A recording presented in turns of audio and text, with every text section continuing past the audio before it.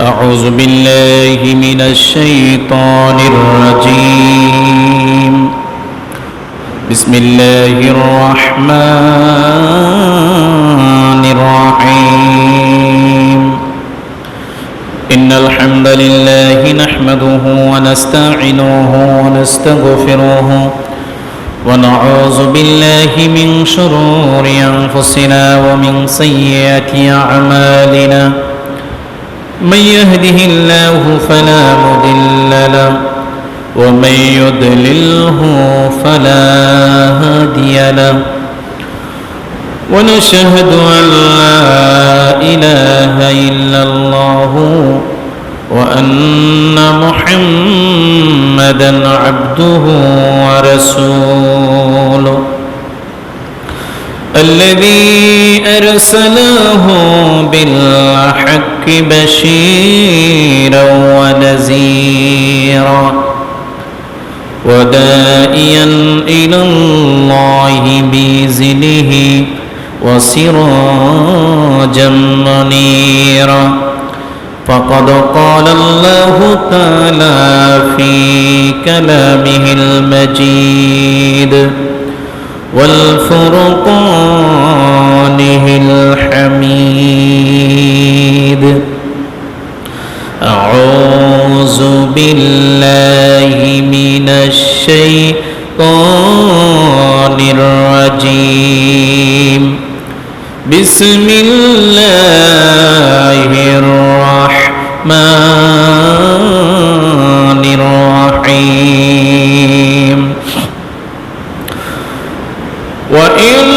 وإنك لعلى خلق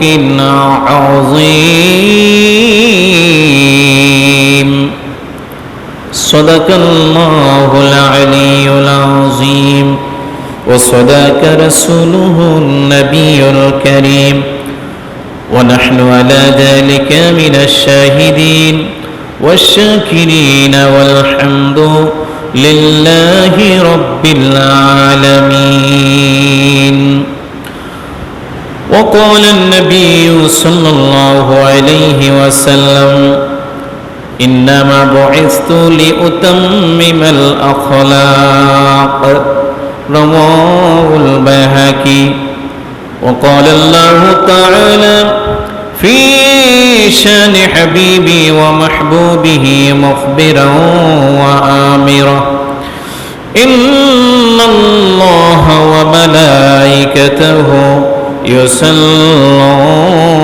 على النبي يا أيها الذين آمنوا صلوا عليه وسلموا تسليما اللهم صل على سيدنا مولانا محمد وعلى آل سيدنا مولانا আমরা সবাই গুনাহগার গো নবীজি আপনায় চিনলাম না সেই কারণে রোজ হাসরে আমাদেরকে ভুলেন না আল্লাহুম্মা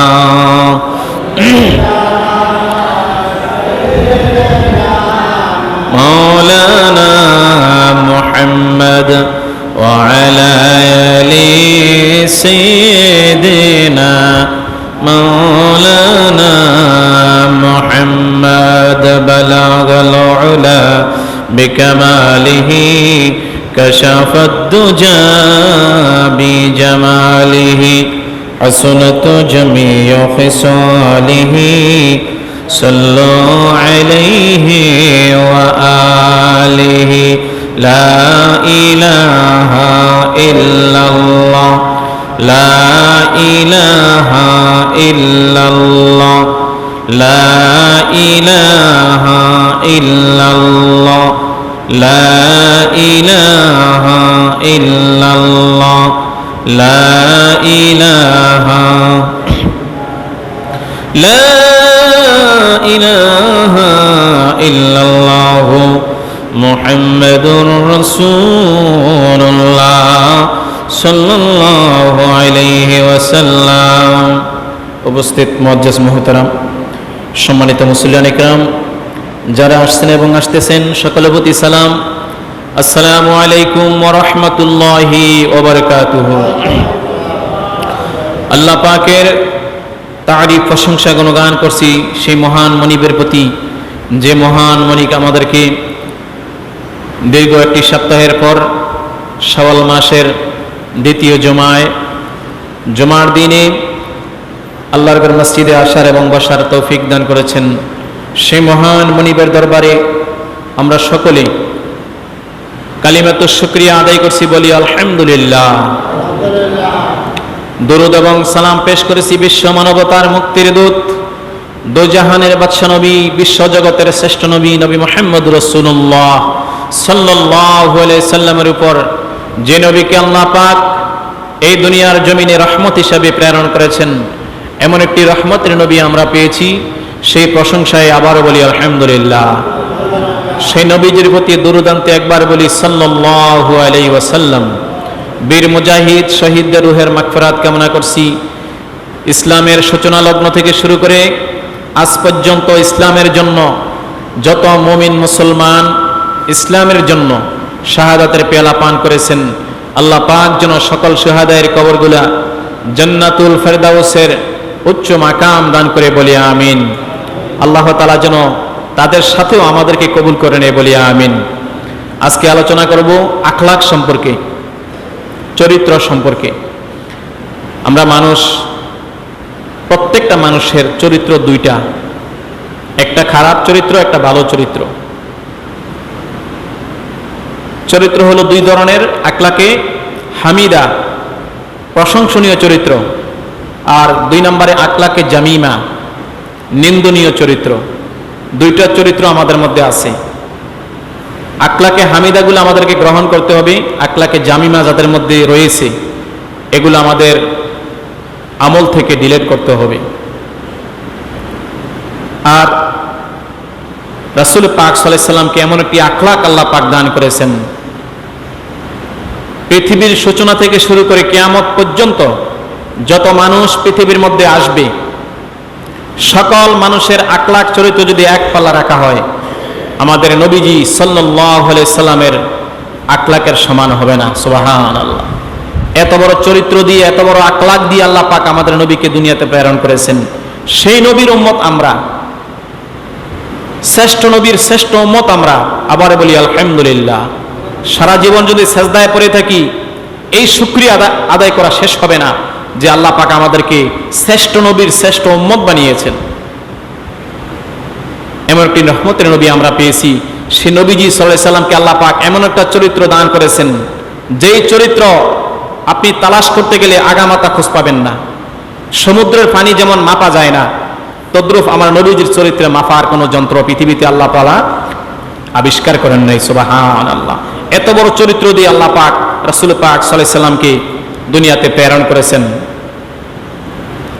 আল্লাহ পাক পবিত্র কোরআনে বলেছেন, সূরা কলম আয়াত নাম্বার 4 আল্লাহ তাআলা বলেছেন, আল্লাহ রাব্বুল আলামিন বলেন, বিসমিল্লাহির রহমানির রহিম, ওয়া ইন্নাকা লাআলা খুলুকিন আযীম।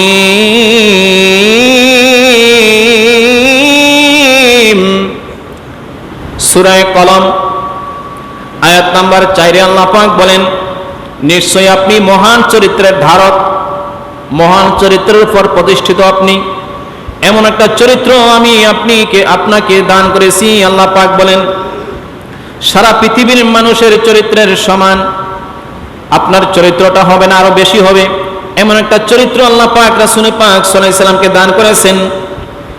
আজিম শব্দটি আল্লাহ তাআলা ব্যবহার করেছেন। খুলুকিন আজিম, কোন নবীর চরিত্রের ব্যাপারে আল্লাহ পাক এই শব্দ ব্যবহার করেন নাই। খুলুকিন আজিম আল্লাহ তাআলা রাসূল পাক সাল্লাল্লাহু আলাইহি সাল্লামের চরিত্রের শানে আল্লাহ তাআলা ব্যবহার করেছেন। আজিমের উপর আর কোনো বড় নাই, কাবির মানে বড়। আজিম মানি আরো বড়, এর চেয়ে বড় আর পৃথিবীতে নাই। এত বড় চরিত্র আল্লাহ পাক রাসূল পাক সাল্লাল্লাহু আলাইহি সাল্লামকে দান করেছেন। এত বড় চরিত্র আর পৃথিবীর মধ্যে কারো হবে না।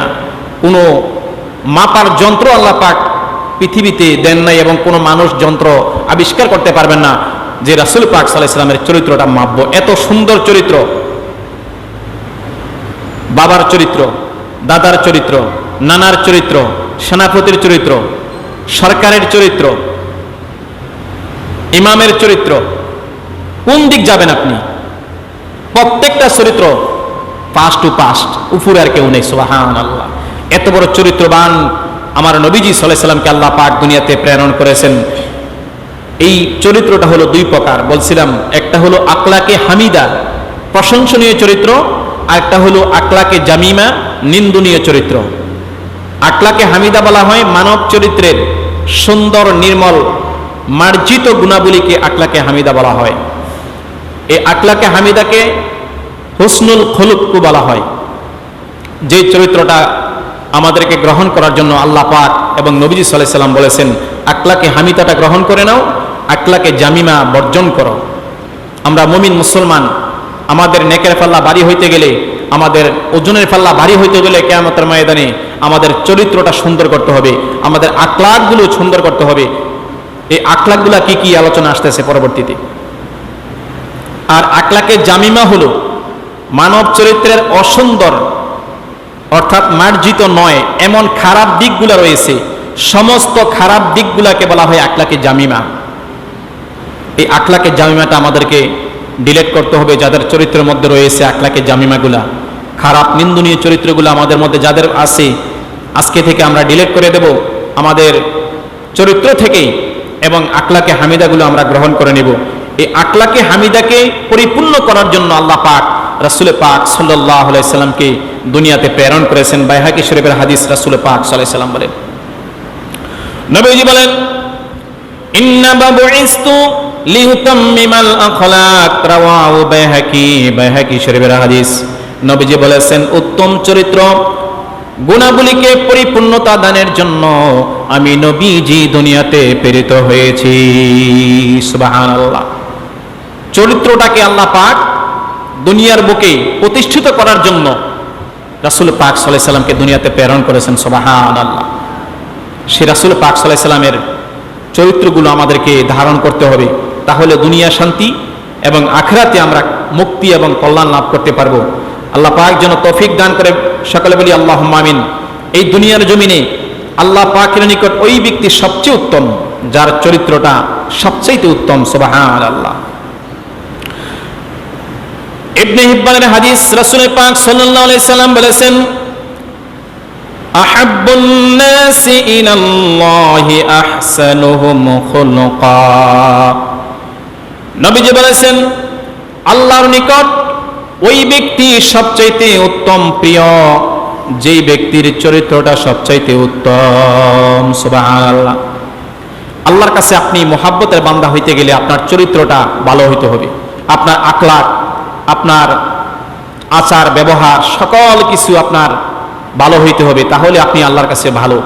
নবীজি সাল্লাল্লাহু আলাইহি সাল্লাম বলেছেন, ইবনে হিব্বানের হাদিস, আহাব্বুন নাসি ইলাল্লাহ আহসানুহুম খুলুকা। নবীজি বলেছেন, আল্লাহর নিকট ওই ব্যক্তি সবচেয়ে প্রিয় যেই ব্যক্তির চরিত্রটা সবচেয়ে উত্তম। ওই চরিত্র উত্তম হইতে হবে আমাদেরকে আল্লাহর নিকট প্রিয় হইতে গেলে। রাসূল পাক সাল্লাল্লাহু আলাইহি সাল্লাম আরেকটা হাদিসের মধ্যে বলেছেন, মুসলিম শরীফের হাদিস, নবীজি বলেছেন, আল বিররু হুসনুল খুলুক, রাওয়াহুল মুসলিম। মুসলিম শরীফের হাদিস। রাসূল পাক সাল্লাল্লাহু আলাইহি সাল্লাম বলেছেন, সুন্দর চরিত্র হলো পুণ্য নেক। সুন্দর চরিত্রটা হলো পুণ্য, সুন্দর চরিত্রটা হলো নেক আমল। আপনার এই সুন্দর চরিত্রটা আমাদেরকে গ্রহণ করতে হবে, অসুন্দর চরিত্র আমাদেরকে ডিলিট করতে হবে নিজের চরিত্র থেকে। বুখারী শরীফের একটা হাদিসে এসেছে, নবীজি বলেছেন, খিয়ারুকুম আহসানুকুম আখলাকা, রাওয়াহুল বুখারী। বুখারী শরীফে রাসূল পাক সাল্লাল্লাহু আলাইহি সাল্লাম বলেছেন, তোমাদের মধ্যে সেই ব্যক্তি এই দুনিয়ার জমিনে উত্তম যার চরিত্র পৃথিবীর মধ্যে সবচেয়ে উত্তম। উত্তম চরিত্রটা এই পৃথিবীর মধ্যে সবচেয়ে ভালো লোক। এই সমাজের মধ্যে আপনি ভালো লোক কাকে বলবেন? নবীজি বলেছেন, তোমরা কাকে ভালো লোক বলবা? ওই ব্যক্তি সবচেয়ে ভালো লোক যার চরিত্রটা সবচেয়ে ভালো। এই চরিত্রগুলা কি কি ধারাবাহিকভাবে যতটুকু সম্ভব আলোচনা করব। এই চরিত্র সম্পর্কে আলোচনা করতে গেলে অনেক সময় দরকার, যতটুকু সম্ভব আলোচনা করার চেষ্টা করবো। আল্লাহ পাক যেন আমাদের সকলকে নেক আমল করে ভালো চরিত্রগুলো আমাদেরকে গ্রহণ করে খারাপ চরিত্র আমাদের থেকে ডিলিট করার তৌফিক দান করে, সকলে বলি আল্লাহুম্মা আমিন। এই জন্য নবীজি বলেছেন, এই দুনিয়ার জমিনে সবচেয়ে উত্তম ব্যক্তি আপনি তাকে সার্টিফিকেট দান করবেন যার চরিত্রটা সবচেয়ে ভালো। নবীজি সাল্লাল্লাহু আলাইহি ওয়াসাল্লাম একটা হাদিসের মধ্যে বলেন, আকমালুল মুমিনিন, সেই ব্যক্তি পরিপূর্ণ ঈমানদার, সেই ব্যক্তি পরিপূর্ণ মুমিন, ঈমানান আহসানুহুম খুলুকা, যার চরিত্র সবচাইতে ভালো সেই ব্যক্তি হলো পৃথিবীর জমিনে এক নাম্বার ঈমানদার, কামিল মুমিন। আকমালুল মুমিনিন, সেই ব্যক্তিরা হলো মুমিন, খাঁটি মুমিন, পরিপূর্ণ মুমিনদার। আকমালুল মুমিনিন, যেই ব্যক্তি ঈমানান আহসানুহুম খুলুকা, যেই ঈমানদারের ব্যক্তির চরিত্রটা সবচাইতে উত্তম, যেই মুমিন মুসলমানের আচার ব্যবহার সুন্দর, যে মুমিন মুসলমানের তাকওয়া বেশি, যেই মুসলমানের রাসূল পাক সাল্লাল্লাহু আলাইহি ওয়াসাল্লাম যে চরিত্র নিয়ে এসেছেন, যা গ্রহণ করার জন্য বলেছেন এগুলো গ্রহণ করে নিয়েছে, উত্তম চরিত্রগুলো গ্রহণ করে নিয়েছে, রাসূল পাক সাল্লাল্লাহু আলাইহি ওয়াসাল্লাম বলেছেন ওই ব্যক্তিরা হলো আকমালুল মুমিনিন, তারা হলো পরিপূর্ণ মুমিন। বলেন সুবহানাল্লাহ। তিরমিজি সাহেবের হাদিস,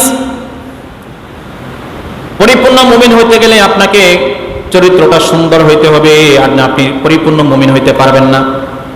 রাসূল পাক সাল্লাল্লাহু আলাইহি ওয়াসাল্লাম বলেছেন, কিয়ামতের ময়দান যেদিন কায়েম হয়ে যাবে, আপনার ওজনের পাল্লা যখন, আপনার নেক আমল যখন ওজনের পাল্লার মধ্যে, মিজানের মধ্যে যখন দেওয়া হবে, নবীজি বলেছেন এই দুনিয়ার জমিনে যার চরিত্র সবচেয়ে বেশি ভালো ছিল তার নেকের পাল্লা ওজন হয়ে যাবে।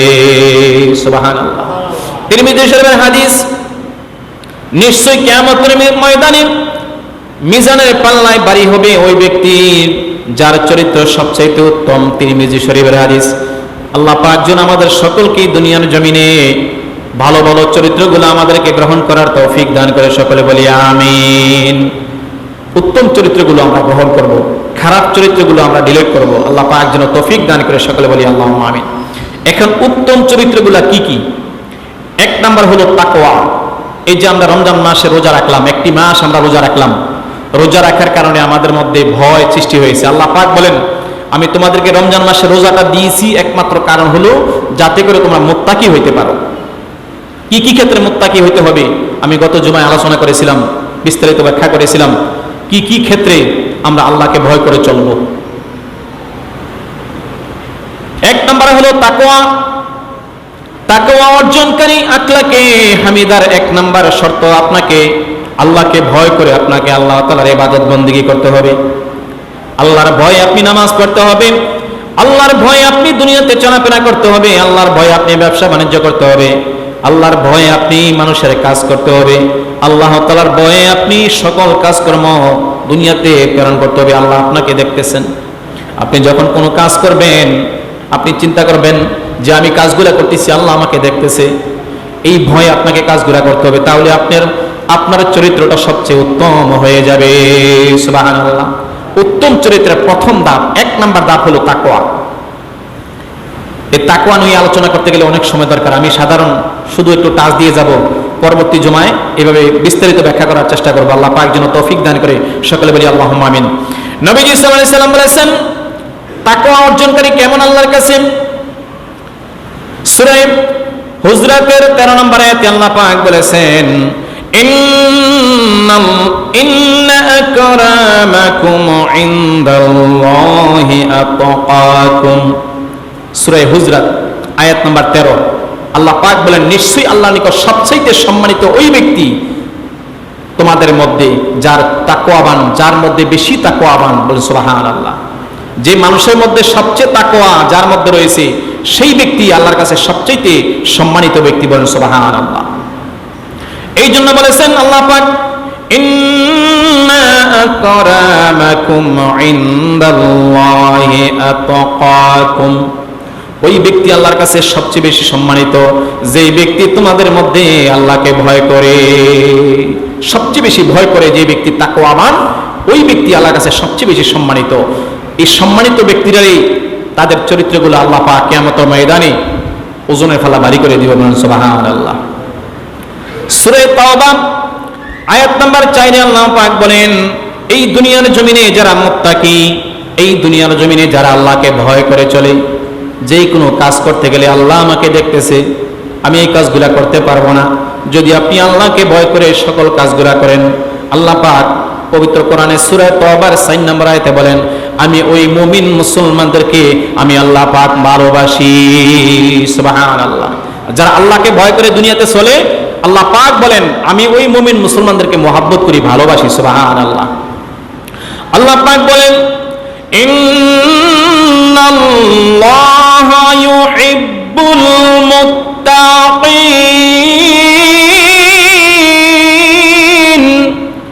আল্লাহ পাক বলেন নিশ্চয়ই আমি আল্লাহ পাক এই দুনিয়ার জমিনে যারা মুত্তাকি, আমাকে ভয় করে, আমি ওই মুত্তাকিদেরকে মহব্বত করি, ভালোবাসি। সুবহানাল্লাহ। আল্লাহ পাক তাকিদ দিয়েছেন ইন্নাল্লাহ, নিশ্চয়ই আল্লাহ তাআলা, হরফে মুসাব্বা বিল বিল ব্যবহার করেছেন। ইন্না, অবশ্যই, নিশ্চয়ই, নিশ্চয়ই, ইন্নাল্লাহ, নিশ্চয়ই আল্লাহ তাআলা, ইউহিব্বু, ভালোবাসেন এবং বাসবেন, ভালোবাসেন এবং ভালোবাসবেন, মুত্তাকিনা, দুনিয়ার জমিনে যারা মুত্তাকি, আল্লাহকে ভয় করে চলে। যে কোনো কাজ করতে গেলে আল্লাহর কথা মনে পড়ে যায়, আল্লাহ আমাকে দেখতেছে, আমি যে কাজগুলো করতেছি, আমি মানুষকে ঠকাচ্ছি, আল্লাহ পাক আমাকে দেখতেছে। প্রত্যেকটা কাজ করতে গিয়ে যদি আপনি আল্লাহকে স্মরণ করেন, আল্লাহকে ভয় করেন, আমার আল্লাহ পাক বলেন পবিত্র কোরআনে সূরা তাওবার আয়াত নাম্বার 4 এ বলেছেন আল্লাহ পাক ওই মুমিনদেরকে ভালোবাসে। সুবহানাল্লাহ। এবং যারা আল্লাহকে মহব্বত করে, ওই মুত্তাকিরা হয়েছে সফল কাম। আল্লাহ পাক সূরা নাবা আয়াত নাম্বার 31 আল্লাহ পাক পবিত্র কোরআনে বলেছেন, সূরা নাবার 31 নম্বর আয়াতে, ইন্না লিল মুত্তাকিনা মাফাজা। আল্লাহ পাক বলেন নিশ্চয়ই মুত্তাকিনের জন্য রয়েছে সফলতা। সুবহানাল্লাহ। দুনিয়াতে যারা আল্লাহকে ভয় করে চলবে, তাদের জন্য রয়েছে সফলতা। তারা দুনিয়াতে সফল কাম, কবরেও সফল কাম, মিজানেও সফল কাম, ফুলসিরাতে সফল কাম, একটানে তারা জান্নাতে চলে যাবে। সুবহানাল্লাহ।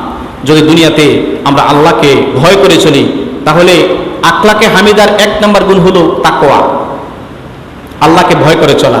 প্রত্যেকটি ক্ষেত্রে আল্লাহ আমাকে দেখতেছে, আল্লাহ আমাকে, আমি যা করতেছি আল্লাহ পাক আমাকে দেখতেছে, এই কথা স্মরণ করে যদি আমরা দুনিয়াতে চলাফেরা করি, কাজকর্ম করি, ব্যবসা বাণিজ্য করি, মানুষকে না ঠকাই, তাহলে আল্লাহ পাক বলেন ওই মুমিনরাই কিয়ামতের ময়দানে সফল হয়ে যাবে। সুবহানাল্লাহ। ওই মুমিনরাই কবরের মধ্যে সফল কাম হবে, ওই মুমিনরাই মিজানের পাল্লার মধ্যে সফল কাম হবে, ওই মুমিনরাই ফুলসিরাত পার হয়ে যাবে বিজলির আকারে। বলেন সুবহানাল্লাহ। আল্লাহ পাক যেন আমাদের সকলকে আল্লাহ ভয় অন্তরে পয়দা করে দুনিয়াতে চলাফেরা করতে পারি, আল্লাহ পাক যেন তৌফিক দান করে। সকলে বলি আল্লাহুম্মা আমিন। 2 নম্বর আখলাকে হামিদার গুণ হলো ওয়াদা পালন করা। প্রথমে পেলাম আল্লাহকে ভয় করা, 2 নম্বরে পাইতেছি ওয়াদা পালন করা। আপনি যদি কোনো মুমিন মুসলমানের সাথে ওয়াদা করে থাকেন, এই ওয়াদাটা আপনি পালন করবেন। আল্লাহ পাক পবিত্র কোরআনে বলেছেন সূরা মায়েদা ওয়াদা পালন করার জন্য। আল্লাহ পাক বলেন, ইয়া আইয়ুহাল্লাযীনা আমানু আউফু বিল উকুদ।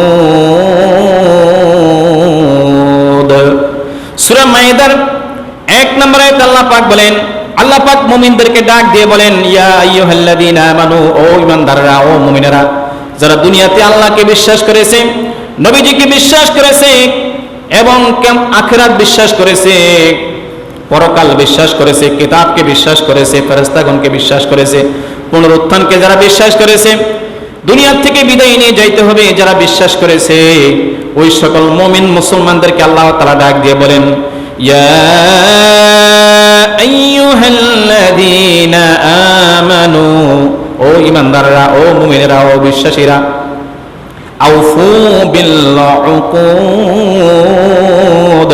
তোমরা অঙ্গীকার পূরণ করো। তোমরা কারো কাছে যদি ওয়াদাবদ্ধ করে থাকো, তাহলে ওয়াদাটা তোমরা পূরণ করো। যদি আপনি ভালো কাজের ওয়াদা করেন, আপনি যদি ওয়াদা ভঙ্গ করেন, তাহলে আপনাকে কিয়ামতের ময়দানে আল্লাহর কাছে জবাবদিহি করতে হবে। আর যদি খারাপ কাজের ওয়াদা করেন, ওয়াদা ভঙ্গ করলে কোনো গুনাহ হবে না, আল্লাহ পাক বলেন আউফু বিল উকুদ, তোমরা ভালো কাজের অঙ্গীকার করেছো, অঙ্গীকারগুলো তোমরা পরিপূর্ণ করো। ওয়া আউফু বিল আহদি, তোমরা প্রতিশ্রুতি পালন করো।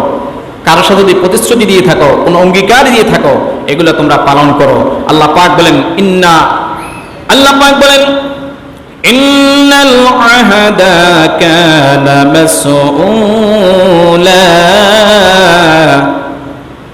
আল্লাহ পাক বলেন সূরা বনী ইসরাঈলের 34 নম্বর আয়াতে আল্লাহ পাক বলেন ওয়া আউফু বিল আহদ, আল্লাহ পাক বলেন তোমরা প্রতিশ্রুতি পালন করো। ইন্নাল আহদা কানা মাসউলা, নিশ্চয়ই প্রতিশ্রুতি সম্পর্কে জিজ্ঞাসা করা হবে কিয়ামতের ময়দানে।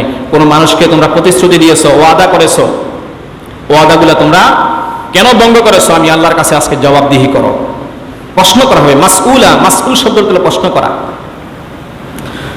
আল্লাহ পাক বলেন ও ঈমানদাররা, ও মুমিনেরা, তোমরা যে ওয়াদা করেছো, অঙ্গীকার করেছো, তোমরা অঙ্গীকারগুলো পূরণ করো, প্রতিশ্রুতিগুলো তোমরা পূরণ করো।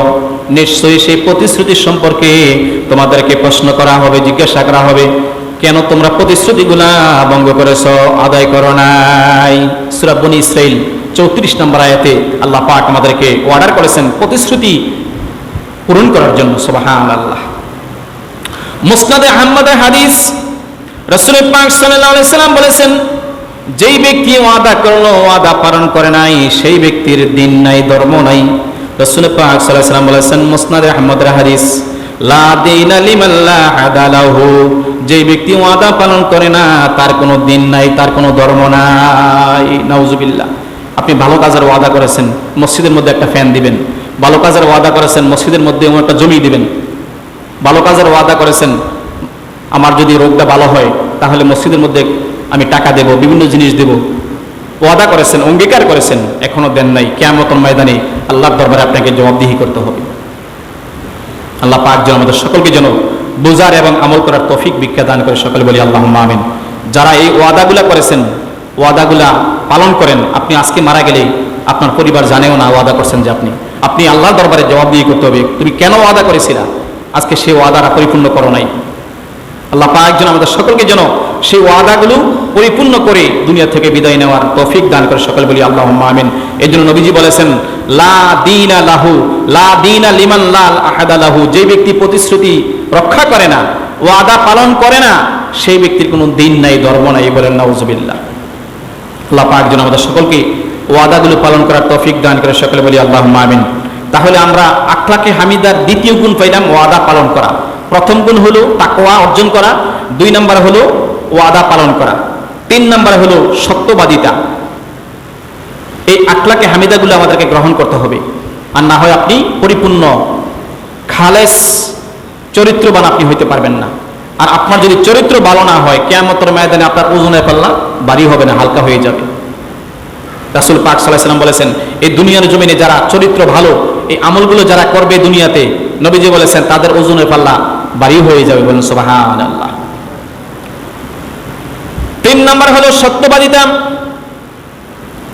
সত্যবাদিতা আল্লাহ পাক পবিত্র কোরআনে সূরা আহজাবের 70 নম্বর আয়াত আল্লাহ তাআলা বলেন, সত্য কথা বলার জন্য আল্লাহ তাআলা বলেন, ইয়া আইয়ুহাল্লাযীনা আমানুত্তাকুল্লাহা ওয়া কুলু কাওলান সাদীদা।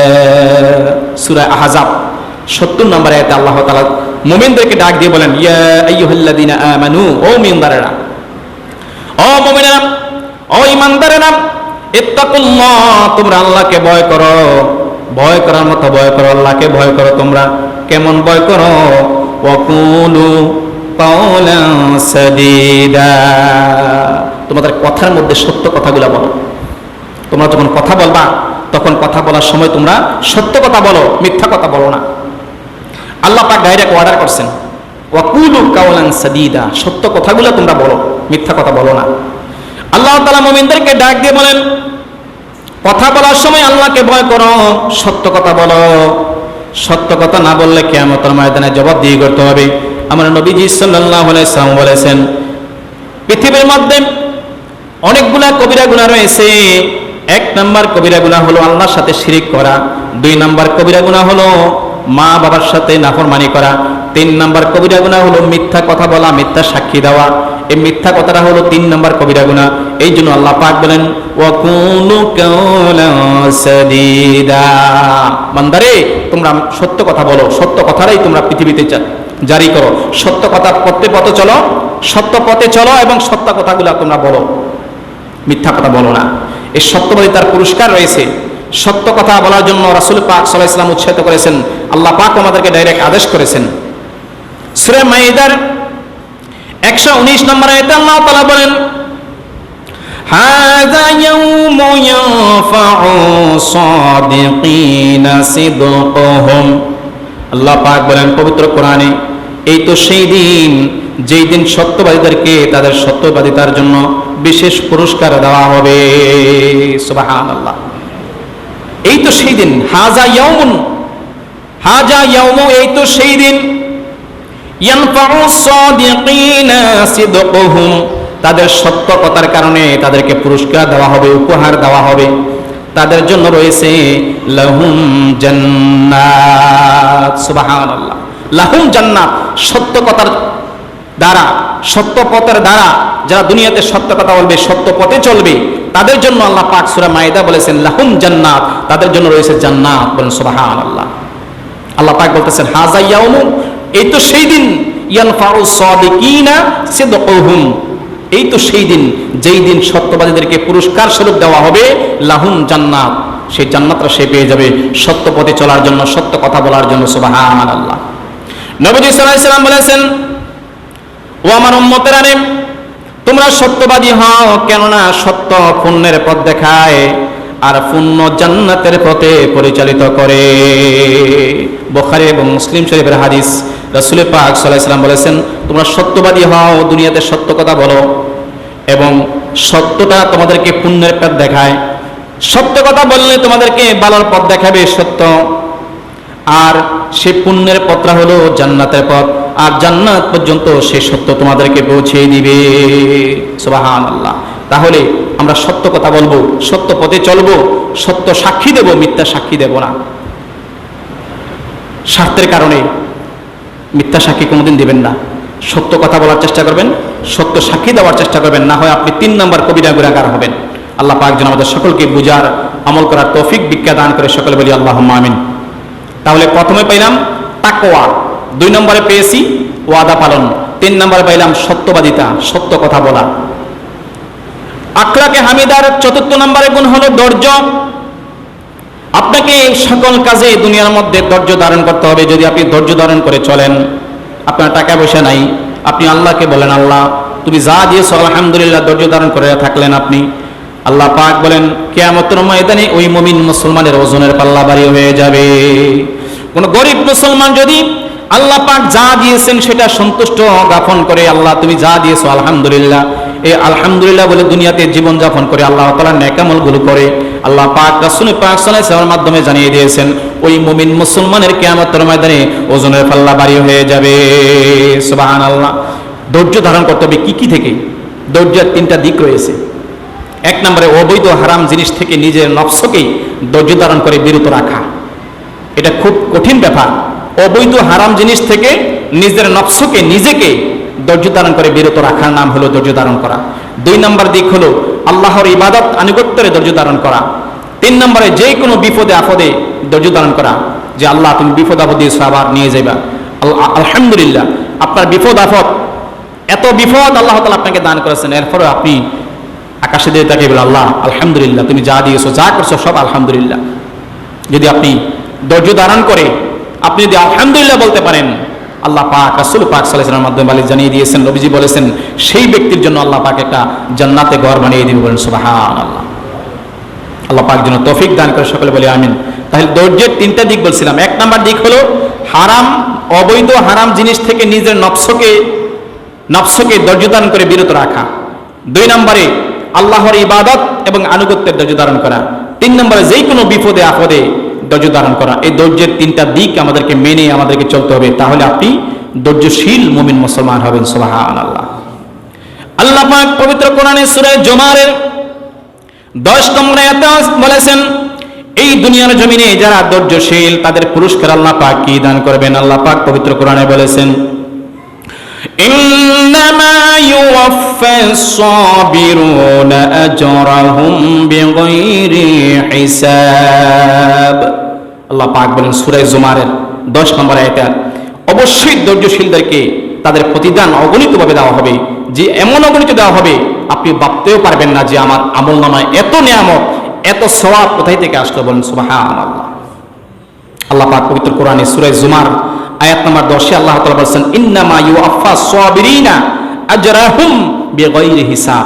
বিগাইরি হিসাব মানে হিসাব ছাড়া, এত হিসাব ছাড়া আল্লাহ পাক আপনাকে সওয়াব দান করবেন, এত নিয়ামত আল্লাহ আপনাকে দান করবেন, শুধু একমাত্র আল্লাহ তাআলার নিয়ামতের, আল্লাহ তাআলা যা দিয়েছেন এটার উপর ধৈর্য ধারণ করলে।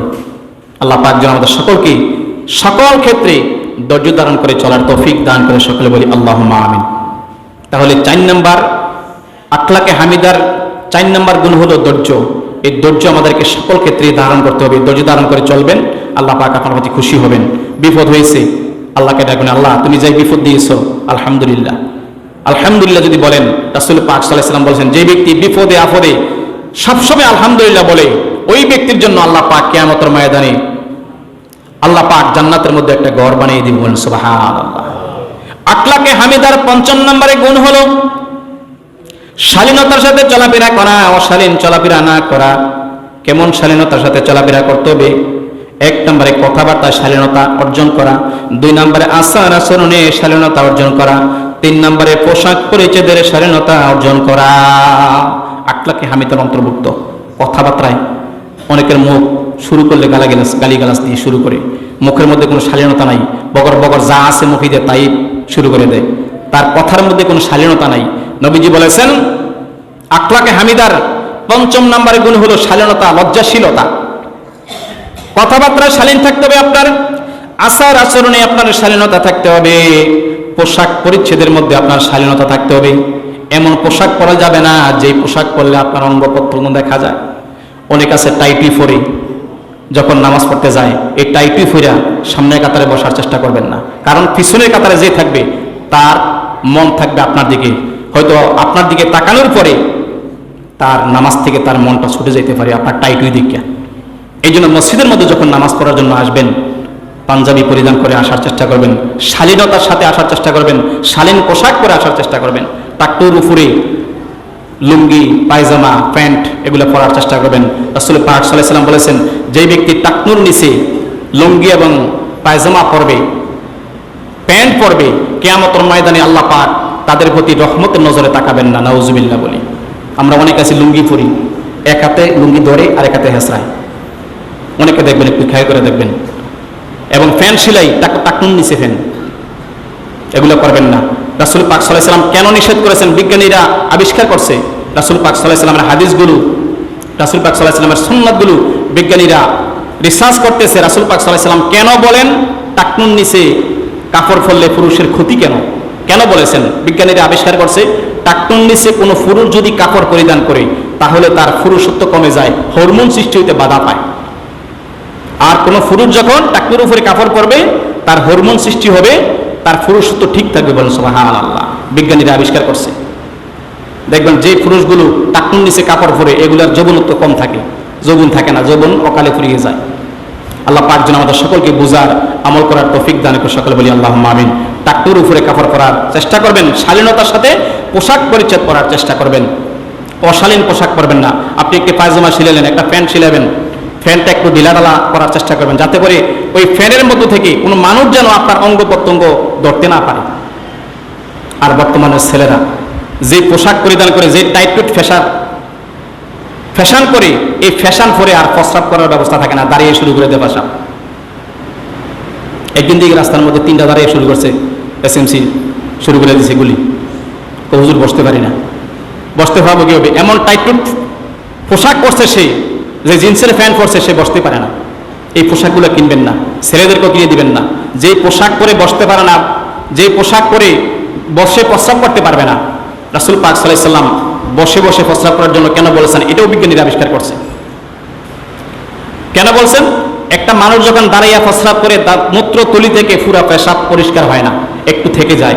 তো যত মানুষ এইভাবে প্রস্রাব করতে থাকবে, এই মূত্রথলির মধ্যে প্রত্যেক দিন একটু একটু প্রস্রাব থাকে।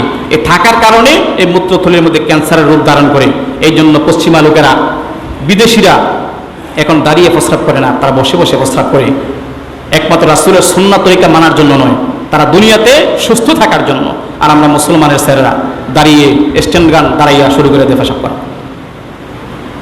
আল্লাহ পাক যেন আমাদের সকলকে বোঝার আমল করার তৌফিক দান করে বলি আমিন। পোশাক পরিচ্ছদের ক্ষেত্রে একটু শালীনতার সাথে পোশাক পরিচ্ছদ কেনার চেষ্টা করবেন, ছেলে মেয়েদেরকে দেওয়ার চেষ্টা করবেন। টাইট টু টাইট বোরকাও পরিধানের ছেলে মেয়েদেরকে দিবেন না, যাতে করে শরীরের কোনো অঙ্গ প্রত্যঙ্গ দেখা যায় এমন কোনো পোশাক, এমন কোনো বোরকা, এমন কোনো প্যান্ট, এমন কোনো পায়জামা, এমন কোনো শার্ট ছেলে মেয়েদেরকে বানিয়ে দিবেন না যেই পোশাকটা পরলে আপনার অঙ্গ প্রত্যঙ্গ দেখা যায়। আল্লাহ পাক যেন আমাদের সকলকে বোঝার আমল করার তৌফিক দান করে সকলে বলি আমিন।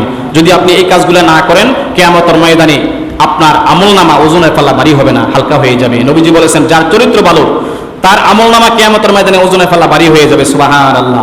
আর চরিত্র তার 4 নাম্বার 5 নাম্বার গুণ হলো শালীনতা, লজ্জাশীলতা। আল্লাহ পাক যেন তৌফিক দান করে সকলে বলি আমিন। নবীজি সাল্লাল্লাহু আলাইহি ওয়াসাল্লাম বলেছেন, ক্বালান নবী সাল্লাল্লাহু আলাইহি ওয়াসাল্লাম, আল হায়াউ শুবাতুম মিনাল ঈমান। রাওয়াহু নাসাঈ, নাসাঈ শরীফের হাদিস। লজ্জাশীলতা হলো ঈমানের একটা শাখা। সুবহানাল্লাহ। লজ্জাশীল আপনার মধ্যে থাকতে হবে, তাহলে আপনি একজন পরিপূর্ণ মুমিন, ঈমানদারের একটা শাখা আপনি অর্জন করেছেন। যার মধ্যে লজ্জা নাই, হায়া নাই, তার মধ্যে ঈমানের কোনো বংশবিস্তার নাই, ঈমান নাই তার মধ্যে। আপনাকে পরিপূর্ণ ঈমানদার হইতে হলে আপনাকে লজ্জাশীল থাকতে হবে, কথাবার্তা লজ্জাশীল, সকল ক্ষেত্রে চলাফেরা লজ্জাশীল। সকল ক্ষেত্রে আপনি প্রস্রাব করতেছেন, প্রস্রাব যেখানে সেখানে প্রস্রাব করবেন না, নির্দিষ্ট জায়গার মধ্যে প্রস্রাব করার চেষ্টা করবেন, ডিলা কুলুপ ব্যবহার করার চেষ্টা করবেন। এই যে আপনি পথেঘাটের মধ্যে প্রস্রাব করলেন, আপনি তো কুলুপ ব্যবহার করলেন না। কুলুপ ব্যবহার না করার কারণে আপনার প্রস্রাব আপনার নির্দিষ্ট জায়গার মধ্যে থাকলো না, এটা আপনার পুরো শরীরটা নাফাক হয়ে গেল। এই নাফাক অবস্থায় যদি আপনি ওযু করে নামাজটা আদায় করেন, আপনার নামাজটা আদায় হবে না, আপনি নাফাক থাকলেন। এই জন্য কুলুপ ব্যবহার করে যত সম্ভব গোপনে গোপনে সারার চেষ্টা করবেন। কুলুপ ধরে গোপনে গোপনে করার চেষ্টা করবেন, মানুষকে দেখাইয়া করবেন না, মানুষ হাসবে, ফলাফেন আসবে। আল্লাহ পাক যেন আমাদের সকলকে বোঝার আমল করার তৌফিক দান করে সকলে বলি আল্লাহুম্মা আমিন। এই জন্য রাসূল পাক সাল্লাল্লাহু আলাইহি ওয়াসাল্লাম বলেছেন, আল হায়াউ শুবাতুম মিনাল ঈমান। ঈমানের একটা শাখা হলো হায়া, লজ্জা। লজ্জাশীলতার সাথে আপনি এই প্রস্রাব করার পরে কুলুপ ব্যবহার করে হাঁটবেন, মানুষকে দেখাইয়া না। গোপনে গোপনে যত সারবেন ততই আপনার সওয়াব হবে। আল্লাহ পাক যেন তৌফিক দান করে সকলে বলি আমিন। রাসূল পাক সাল্লাল্লাহু আলাইহি ওয়াসাল্লাম বলেছেন, আল হায়াউ খায়রু কুল্লুহু। লজ্জাশীল পুরোটাই হলো কল্যাণকর। সুবহানাল্লাহ। আপনি যদি লজ্জাশীল থাকেন, পুরোটাই আপনার জন্য কল্যাণকর হয়ে যাবে। মুসলিম শরীফের হাদিস। মুসলিম শরীফের একটা হাদিসের মধ্যে আসছে, আল হায়াউ মিনাল ঈমান। লজ্জা হলো ঈমানের একটা অংশ। ওয়াল ঈমানু ফিল জান্নাহ। যার মধ্যে লজ্জা আছে, ঈমান আছে, সেই ব্যক্তি জান্নাতে চলে যাবে। সুবহানাল্লাহ। রাসূল পাক সাল্লাল্লাহু আলাইহি ওয়াসাল্লাম বলেছেন, আল হায়াউ মিনাল ঈমান। লজ্জাশীলতা হলো ঈমানের একটা অংশ। ওয়াল ঈমানু ফিল জান্নাহ। যার মধ্যে ঈমান রয়েছে, লজ্জাশীলতা রয়েছে, ফিল জান্নাহ, তার জন্য স্থান হবে জান্নাত। সুবহানাল্লাহ। নবীজি বলেছেন, ওয়াল বাজাউল জাফাউ। নবীজি বলেছেন, লজ্জাশীলতা হলো অত্যাচার। যার মধ্যে লজ্জা নাই, বিভিন্ন ক্ষেত্রে যার মধ্যে কোনো লজ্জা নাই, ওই ব্যক্তিরা হলো অত্যাচারী মানুষ। আর যারা অত্যাচার করবে দুনিয়াতে, বলে জাফাউ ফিন্নার, যারা দুনিয়াতে লজ্জাশীল লোক, অত্যাচারী লোক, তাদের স্থান হবে ফিন্নার। নার মানে জাহান্নাম। যার মধ্যে লজ্জা নাই, তার মধ্যে সেই ঈমান পরিপূর্ণ নাই।